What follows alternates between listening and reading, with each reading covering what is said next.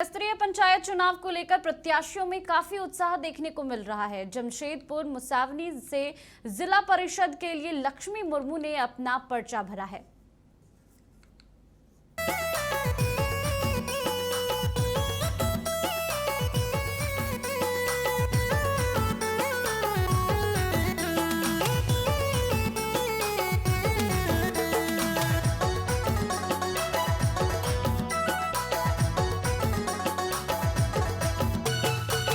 गांव की सरकार इस खास कार्यक्रम में आपका स्वागत है। अभी मैं बैठा हूं जमशेदपुर से लगभग 50 किलोमीटर दूर मूसाबनी के क्षेत्र में, जहां न बिजली है, न पानी है और न ही सड़कें लगभग दिखती है। वहां एक प्रत्याशी खड़ी है चुनावी मैदान में, जो जिला परिषद से चुनाव लड़ रही है, लक्ष्मी मुर्मू जी। उनसे हम सीधी बात करेंगे कि आखिर इस क्षेत्र में बिजली की समस्या या सड़क की समस्या या जल की समस्या की क्या स्थिति बनी हुई है और आप किन मुद्दों पे चुनाव लड़ रही है। मैम, आप कैसी स्थिति आप देखती हैं आगे बढ़ जाने में, क्या क्या है, क्या क्या नहीं? हमने देखा 2 साल से मेरे पति जो काम कर रहे हैं, पानी, बिजली, ये सब रोड की समस्या है। इन्होंने 2 साल में जो भी काम किए हैं, फिर भी लगभग आधा है, उनको मैं मिलके पूरा करना चाहती हूँ। आप महिला हैं, तो महिला होने के नाते कई ऐसे परेशानियां महिलाओं की होती है कि आप दूर नहीं कर पाती हैं, महिलाएं घरे में रह जाती हैं। तो क्या महिला होने का लाभ आप उन महिलाओं को तो पहुंचा पाएंगे जो महिलाएं आपको उम्मीद कर रही हैं? जी, मैं महिला हूँ। मैं चाहती हूँ हर महिलाओं घर से निकले, जो भी उनका ये क्या बोले जो भी काम है, मैं जैसे महिलाओं का लोन निकालना, कुछ शिक्षकों का काम, वो सब मैं पूरा करूँगी।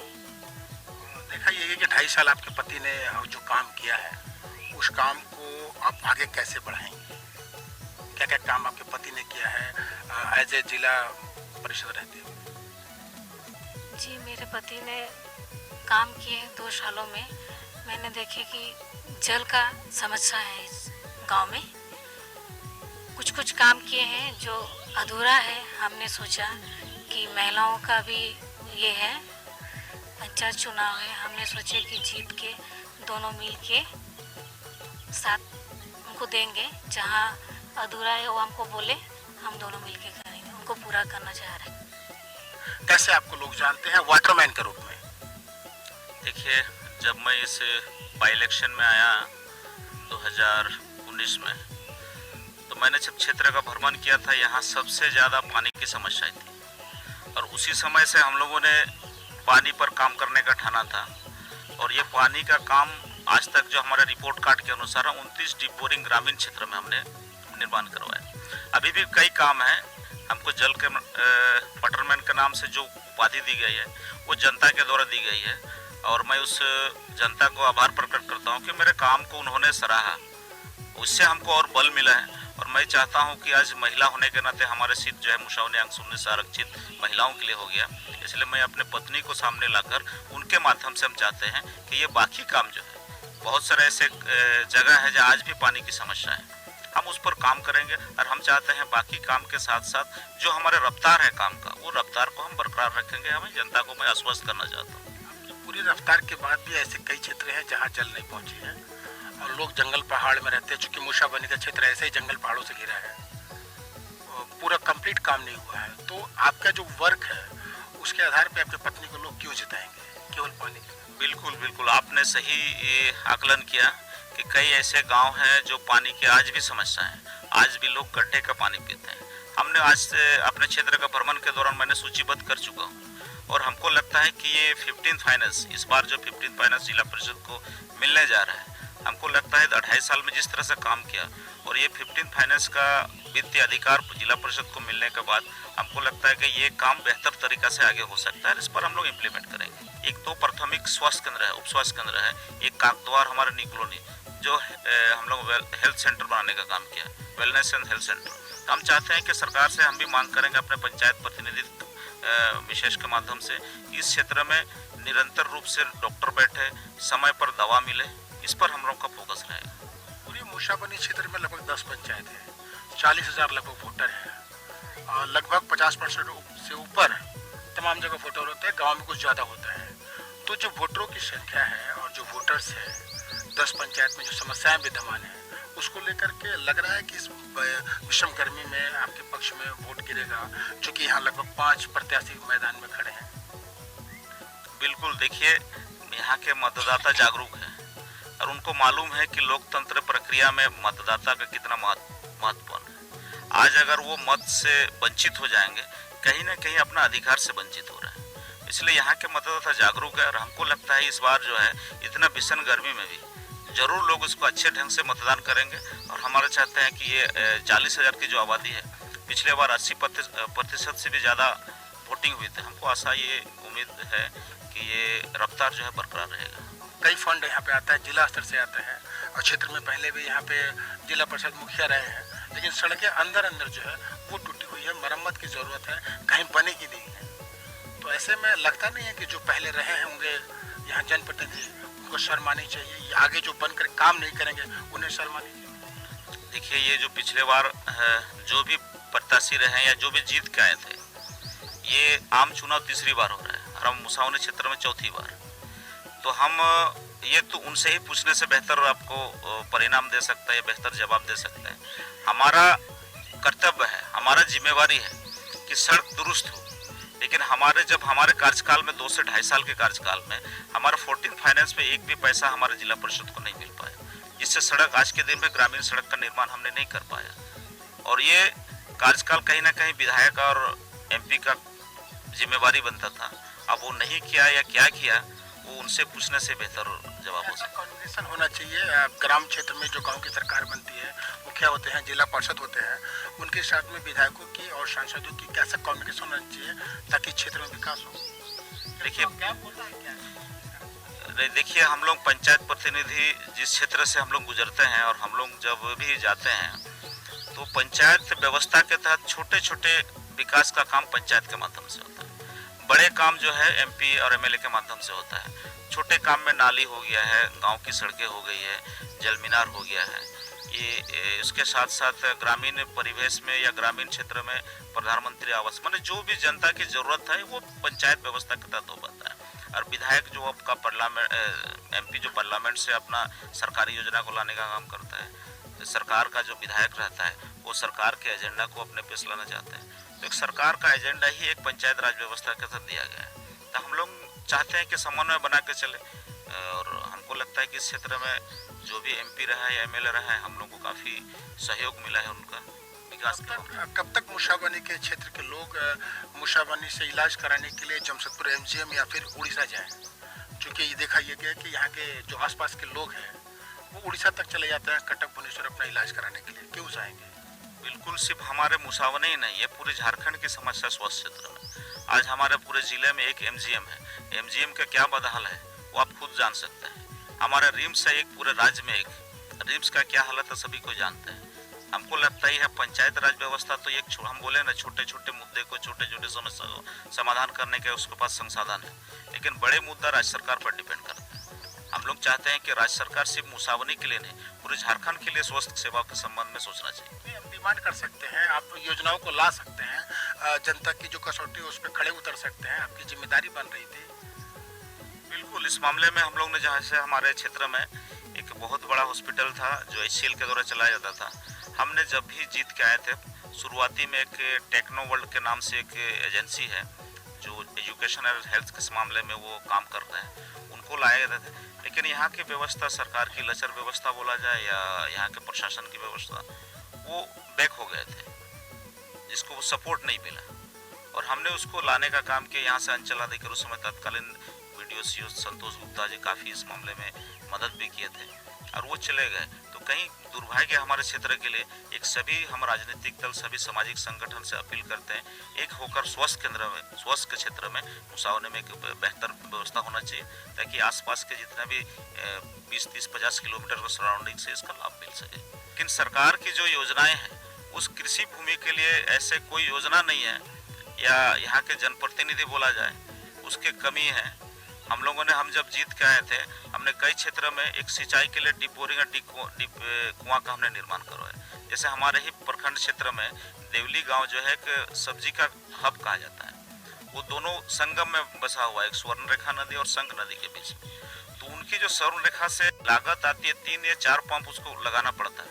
तो यहाँ लागत बहुत ज़्यादा होने के कारण यहाँ उपजाऊ भी लागत ज़्यादा बन जाता है और जो मार्केट में सब्जी का दाम भी बढ़ जाता है। तो हमारा प्रयास रहा है, हर हम इस पर प्रपोजल कई बार जिला अधिकारी और अपने बैठक में भी रखा है, उस क्षेत्रों में जगह जगह अगर सोलर सिस्टम से डीप बोरिंग निर्माण किया, उसका लागत कम हो जाएगा, हमारे इस क्षेत्र के लोगों को एक अच्छे दाम पर एक शुद्ध सब्जी का लाभ ले सकते हैं और रोजगार का भी सृजन होगा। और जहाँ तक पलायन की बात है, पलायन देखो सिर्फ हमारा झारखंड में ज़्यादा है, झारखंड सरकार का योजना फेल बताया जाए या इस क्षेत्र के लिए अनभिज्ञ है, वो ही जाने। लेकिन यहाँ एक बहुत बड़ी समस्या है बेरोजगारी की, और बेरोजगार यहाँ के लोग काफ़ी पलायन कर चुके हैं। देश के हर कोने में हमारे राज्य के लोग वहाँ एक प्रवासी मजदूर के रूप में रह रहे हैं। इसका जीता जागता उदाहरण आज के दिन में लॉकडाउन में हम लोग को देखने को मिला।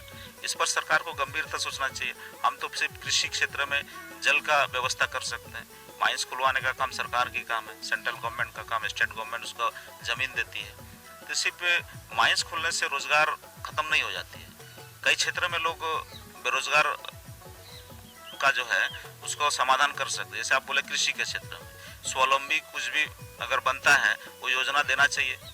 माइंस हम लोगों ने कई बार UCL से और HCL से CSR के तहत एक सेल्फ हेल्प ग्रुप मैंने अपने स्वरोजगार के लिए, हाँ वो तो महिलाएं कर ही रही है, लेकिन जेंट्स के लिए भी बेरोजगार, जो शिक्षित बेरोजगार है, उनके लिए भी हम लोग एक योजना लाए हैं।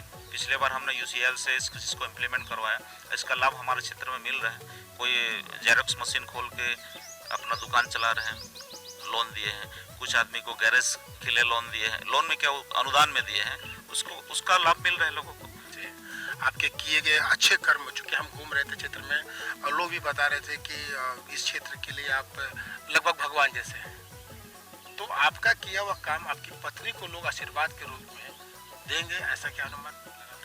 बिल्कुल, देखिए यहाँ आज के दिन में जैसे महिलाओं के लिए आरक्षित हो गई है, यहाँ लोग देते हैं काम करने वालों को। हमको तो एक ताकत मिल गया, पहले हम अकेले घूमते थे, अब घर में घरवाली साथ में रह गई, तो हमको लगता है कि वाटरमैन की जगह हम लोग वाटर डैम हो जाएंगे। राजनीति पार्टी बोल रही है कि डबल इंजन की सरकार, तो वैसे आप लोग डबल हो गए। नहीं, उस तरह का नहीं है, काम करने का एक सुविधा हमको मिल जाएगा। पहले हम अकेले करते थे, आज पत्नी का भी इसमें भूमिका रहेगा। आपको लगता है कि और बेहतर काम हो सकता है? आपकी क्या भूमिका रहेगी जब पत्नी अगर जीत जाती है इस क्षेत्र में, तो आपकी क्या भूमिका रहेगी? देखिए, महिलाओं को सही रूप में सरकार जो एक अधिकार दिया है 50% आरक्षित किया पंचायत राज में, हम पिछले सरकार को धन्यवाद देना चाहेंगे। आज उनके द्वारा 50% देने के बाद जो घर में चूल्हा चौखट में रहने वाले आज बाहर आ रहे हैं, उनके अधिकार को जान रहे हैं, जनता के बीच में जा रहे हैं। मैं वैसे महिलाओं को धन्यवाद देना चाहता हूं कि उन्होंने अपने अधिकार को जानने के लिए आए, और हम चाहते हैं कि सभी महिलाओं को अधिकार मिले और सभी महिलाएं राजनीतिक रूप में मजबूत रहें ताकि अपने अधिकार को जान सकें। तो हम चाहते हैं कि ये अधिकार पत्नी को मिले और थोड़ा धीरे धीरे जनता के बीच में जाए और जनता की सेवा करने का जो हमारा आशा और आकांक्षा था वो भी जाने। एक परिवार चलाती है, हम चाहते हैं, उम्मीद है कि क्षेत्र के जनता को एक परिवार के रूप में माने। नेता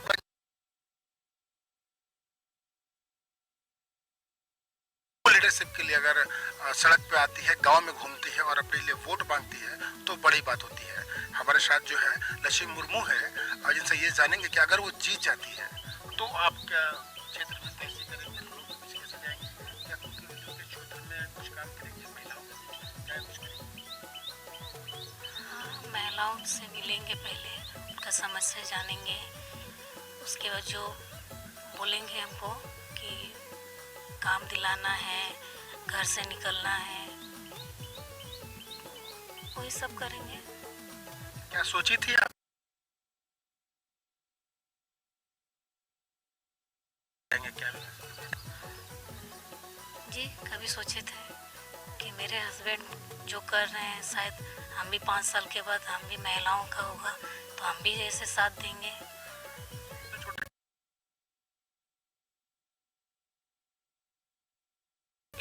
रोजगार की बात कर ले तो इस तरह के रोजगार के लिए आपकी क्या नीतियाँ रहेंगी अगर जीत जाती हैं? जी मैं जीतूंगी तो पहले उनको पूछूंगी कि कैसा आपको चाहिए रोजगार के लिए। चाहेंगे कि नहीं बकरी का ही रोजगार चाहिए, मुर्गी का या गाय का, कुछ भी हो, भैंस का, वो सब दिला देंगे लोगों को। जीत के लिए कितना आप स्वस्थ हैं, क्या लग रहा है आपको? लग रहा है हमको कि हम जीतेंगे, महिलाओं को साथ दे रहे हैं और आगे हम लोग बढ़ेंगे। ये हमारे साथ लक्ष्मी मुर्मू जी थे, जिनके पति बुद्धेश्वर मुर्मू जी हैं, यहाँ के पूर्व जिला परिषद भी रहे हैं। तो बता रहे थे कि क्षेत्र में कैसे रोजगार का सृजन होगा, क्षेत्र में कैसे कृषि को बढ़ावा दिया जाएगा और स्वास्थ्य के क्षेत्र में कैसे काम किया जाएगा। तो आज के दीजिए इजाजत, कल फिर मुलाकात होगी किसी गांव में, किसी कस्बे में, किसी गली में, किसी मोहल्ले में।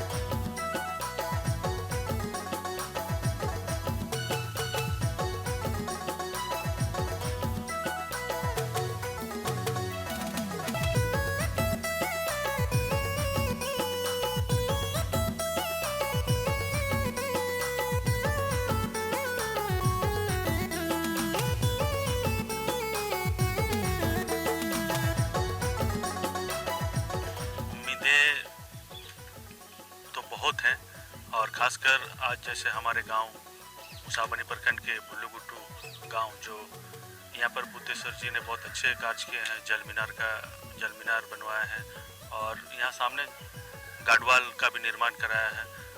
यहाँ बहुत दिक्कत हो रही थी गाड़ी आने जाने में, और अभी जैसे गाडवाल का निर्माण हुआ है तो बहुत सहूलियत है।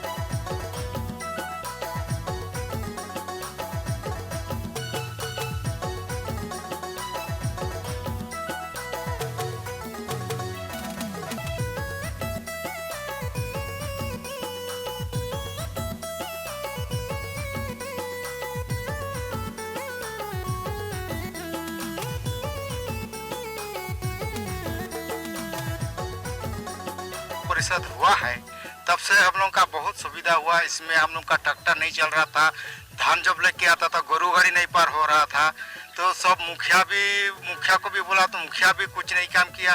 तो जिला परिषद जब हम लोग बुद्धेश्वर मुर्मू को बोला तो आके हम लोग का गढ़वाल बना दिया है, और ये जो पानी का ये दे दिया है और जल मीनार दे दिया है।